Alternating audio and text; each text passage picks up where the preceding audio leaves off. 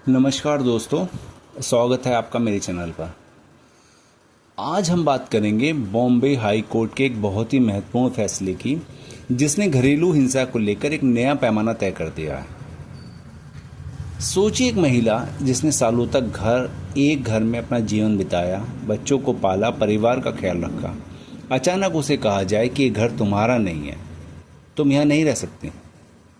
क्या यह सिर्फ एक पारिवारिक झगड़ा है या महिला के बुनियादी अधिकारों का हनन? बॉम्बे हाई कोर्ट ने साफ कहा, किसी महिला को शेयर्ड हाउस होल्ड यानी साझा घर में रहने से रोकना घरेलू हिंसा के बराबर है। साफ कहा बॉम्बे हाई कोर्ट ने। मामला क्या था, अब उस मामले को समझते हैं। ये तो मैंने आपको एक इंट्रोडक्शन दिया कि बॉम्बे हाई कोर्ट ने क्या कहा। मामले पे आते हैं। महाराष्ट्र में एक महिला अपने पति और बच्चों के साथ एक घर में रहती थी। पति की अचानक मृत्यु हो गई। पति की मौत के बाद महिला और उसके बेटे ने उसी घर में रहना चाहा, लेकिन पति के भाई यानी महिला के देवर ने उन्हें घर से निकाल दिया और कहा, यह मेरा घर है, यहाँ तुम्हें रहने का कोई अधिकार नहीं है। सोचने की बात है, पति की मौत का दुख पहले से ही बहुत बड़ा होता है, और ऐसे समय में अगर महिला को यह भी सुनना पड़े कि तुम्हारा इस घर में कोई हक नहीं है, तो ये मानसिक तौर पर कितना बड़ा आघात होगा। महिला ने अपने हक के लिए अदालत का दरवाज़ा खटखटाया और यहीं से शुरू हुई एक कानूनी लड़ाई, जिसने अब पूरे देश की महिलाओं के लिए मिसाल कायम कर दी है। कोर्ट ने क्या कहा जब उनके सामने ये मामला आया?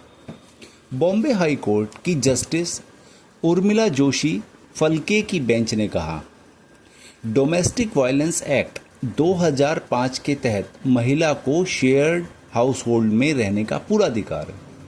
महिला और उसका बेटा घर की पहली मंजिल पर रह सकते हैं और उन्हें रोकना घरेलू हिंसा की श्रेणी में आता है।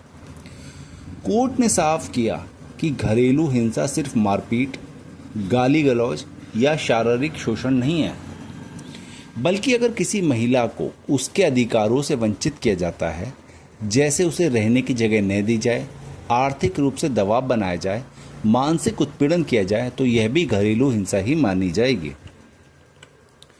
कोर्ट ने अपने फैसले में जो कानून की धाराओं का हवाला दिया है, वो हम बात करते हैं उस पर। यह फैसला डोमेस्टिक वायलेंस एक्ट 2005 की दो महत्वपूर्ण धाराओं पर आधारित है। धारा 17, इसमें साफ लिखा है कि हर महिला को शेयर्ड हाउस होल्ड में रहने का अधिकार है।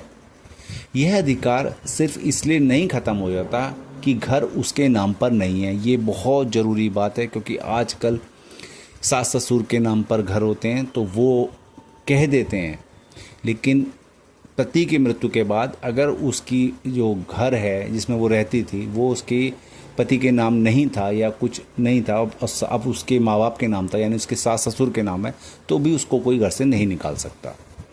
अगर उसने कभी उस घर में डोमेस्टिक रिलेशनशिप यानी पारिवारिक रिश्ते के साथ जीवन बिताया, तो उसका शेयर्ड हाउस होल्ड पर हक बनता है। इसी एक्ट की धारा 19 पे चलते हैं। वो क्या कहती है? यह धारा अदालत को शक्ति देती है कि अगर महिला को जबरन घर से निकालने की कोशिश की जाए, तो अदालत आदेश देकर उसी घर में रहने की गारंटी दिला सकती है। यानी कोर्ट ये सुनिश्चित कर सकता है कि महिला को उसके आश्रय से वंचित न किया जाए। साधारण भाषा में इसको अगर हम समझें तो क्या है, अगर एक बहू को ससुराल वाले कहें कि तुम्हें यहाँ जगह नहीं मिलेगी, तो वह कोर्ट जा सकती है और कोर्ट ये आदेश दे सकता है कि बहू को उसी घर में रहने दिया जाए। तो ये जो फैसला हुआ ये बहुत ही ऐतिहासिक हुआ, क्योंकि कई महिलाएं इससे बहुत त्रस्त हैं। तो दोस्तों, ये फैसला सिर्फ एक महिला की जीत नहीं है, बल्कि हर महिला की जीत है। ये हमें यह सिखाता है कि घरेलू हिंसा सिर्फ चोट पहुंचाना या हाथ उठाना नहीं है, बल्कि किसी महिला को उसके हक से वंचित करना भी हिंसा ही है। इसलिए अगर आपके आसपास कोई ऐसी महिला है जिसे शेयर्ड हाउस होल्ड से बाहर निकालने की कोशिश हो रही है, तो उसे ये ज़रूर बताइए कि कानून उसके साथ है। डोमेस्टिक वायलेंस एक्ट 2005 उसे सुरक्षा देता है और अदालतें उसके अधिकार को सुनिश्चित करने के लिए खड़ी हैं। आज का ये फैसला हमें यह भी याद दिलाता है कि कानून केवल किताबों में नहीं बल्कि वह जिंदा है और उस महिला के साथ है जिसे अन्याय का सामना करना पड़ रहा है।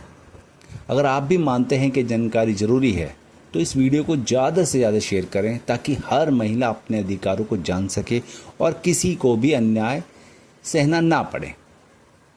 और अगर आप ऐसे कानूनी अपडेट्स जानना चाहते हैं तो प्लीज़ मेरे चैनल को ज़रूर सब्सक्राइब करिएगा, लाइक करिए, शेयर करिए।